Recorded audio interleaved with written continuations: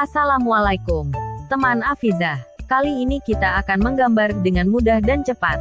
Ayo siapkan kertas dan spidolnya. Tonton video ini. Saya jamin pasti kamu bisa.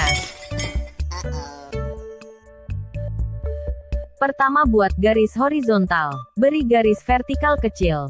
Selanjutnya buat 3 lingkaran.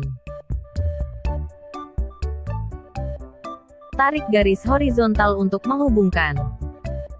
Beri pola lengkung kecil di sini. Isi pola lingkaran tadi dengan lingkaran kecil. Buat pola siku. Tarik garis diagonal dan vertikal. Beri garis lengkung. Buat garis siku dan pola persegi panjang. Buat garis lengkung besar. Buat 2 pola persegi panjang di sini. Buat garis horizontal yang diletakkan secara acak. Untuk hiasan, beri gambar matahari dan lengkungan awan di atasnya. Gambar sudah jadi. Saatnya mewarnai.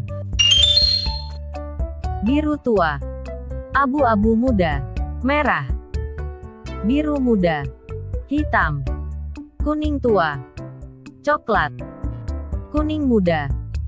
Ini hasil menggambar dan mewarnaiku. Bagaimana hasil gambarmu?